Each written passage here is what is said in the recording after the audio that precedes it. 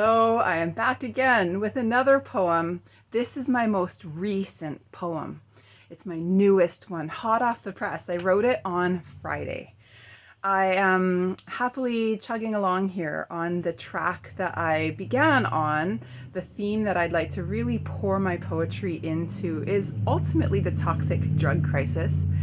It's deeply embedded in my passionate heart of prayer and of action. And as much as I share a lot of poetry right into that direction, I think there's a lot of poetry that I have that is kind of moving in directions that touch all of us, even on a day-to-day basis. So if you don't know somebody who is involved in the toxic drug crisis, this poem's still for you. This is, I think that the work that we all have is individual and collective, and the more that we do that work in our own selves, the more that the whole picture can begin to get better and change.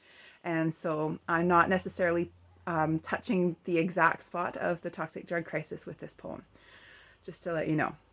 But I wrote it on Friday. I was out for a walk, a beautiful day, a beautiful walk with a very, very wonderful and beautiful friend of mine.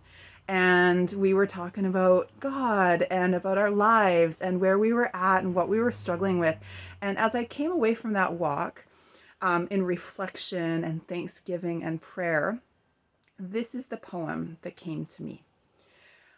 I think it's for her and at the same time for me. I think it was as I was thinking of her, I saw this, I felt it. And so I captured it, thinking it was for her, realizing it was as much for me. And then I began to realize that I think it's for more than just her and I. I think it's for anybody who, if you're here listening, it's for you. If you are listening and you think that somebody you know needs to hear it, share it with them. It's for them. I'm going to talk about female.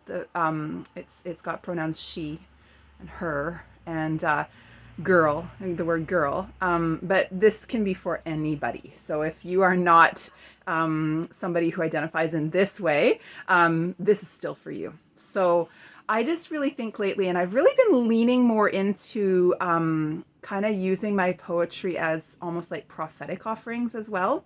And that's a new realm that I'm entering into. And so, yeah, I'm just going to put this out there and trust. There's some work going on in my backyard.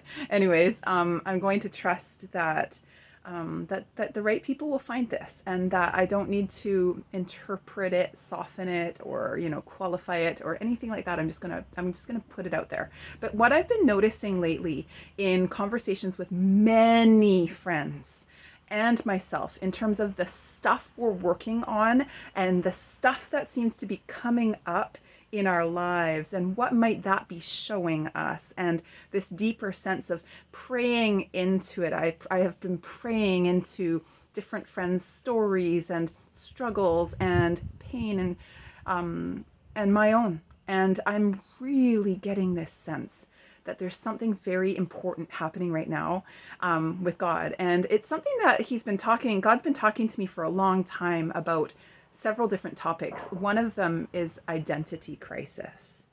And there's been layers and layers over the years of God sort of showing me what he means by that and what it entails and what it's all about. Very, very complex and multi-layered, but anyways, and so I won't get into that, but just to simply say this is a poem in that direction.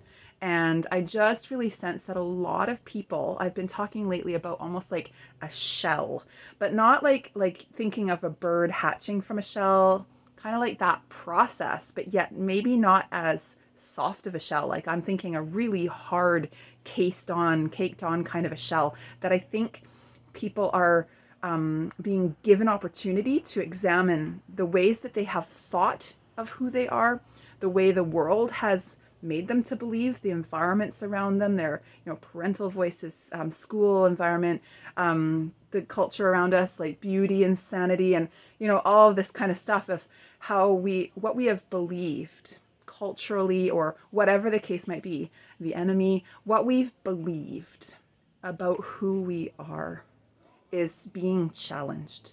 And I think we're being invited to peel off and let God kind of peel off layers and layers of kind of false identity and reveal to us more and more of who we are, which is wonderful. It's hard work. It's really hard work, but it's wonderful because it gives us the opportunity. The more we behold who God really is, then we get to see who we really are. It goes hand in hand. And so in this process of you participating and letting God show you chunks that need to come off of this shell that you can kind of poke out through because you've been contained inside of it and you've been hurt inside of it. The more you let God do this work with you of busting out of it to see who you actually really are, you get to encounter God in the most amazing, wonderful ways of who God is in it. You get to meet God more in it. So anyways, I'm just going to show you or share this poem with you now. It's called Born to Shine. Just before I begin too, I was really, as I was getting this poem coming to me, almost like vision and then writing the vision out, I was really reflecting on a particular part of the Bible in Exodus chapter 34, verses 31 to 35, where it talks about how Moses would, with the 10 Commandments, and Moses would go and see God on the mountain, and then his face would be radiant when he spoke with God, and when he it faced God and God spoke to him, his face would be radiant. When he looked into the face of God, his face would be radiant. It would reflect that, and how he would have to go to the people and kind of, he would cover himself up. But then when he would go into the tent of meeting, he would uncover. And this idea that those who look into the face of God, their faces are radiant, you know? And when Jesus died, it speaks also in the Bible, in the New Testament, about when Jesus died and the temple curtains were ripped, and now we can come into face-to-face contact without any mediation, without having to have special rights or anything like that. We can come face-to-face and encounter God through Jesus face-to-face, and so we can shine now, and we don't have to keep covering the shine. Anyways, okay, so this is called Born to Shine. She couldn't see it in herself, little girl, dear child. So hurt, she heard the broken messages said, turn around, close up shop, no goods here, only service. She turned the sign over, closed, it read. Nearly dead, she fell asleep inside. I'll hide you away for now. You won't hurt as much this way. But this little sleeping girl was wise, sharp, and wonderful. She knew there was beauty to behold, gold, she had been told. She looked for it everywhere, and everywhere she found it.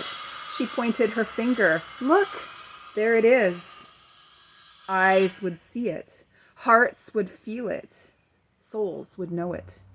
She was the seer and the seeker of beauty and glory, helping stories around her come alive again. Oh yes, she exclaimed, the light is real. The light gently taps her on the shoulder. She's grown older. Turn around, my child, and face me. The beauty you see all around you is me. I have put my beauty, my unique flavor that is only for you, I have put it inside of you. How beautiful you are, my child, because I am beautiful, and I made you. Turn and face me, my precious child, and I will illuminate the goods stored inside you, and you will radiate my light. As you gaze into my eyes, my heart, I will breathe on you. I will shine on you. I will glow so strong through you as you go forth. Stop, my dear. Stop settling for the muted reflections, the old ways you have perceived yourself. Let me show you who you are and dismantle who you are not. She turned the sign over. Open, it says. Her face has not stopped shining, for she was born to shine. Thanks, friends. Please share it with anybody who needs to hear it. Have a good day. Okay, bye.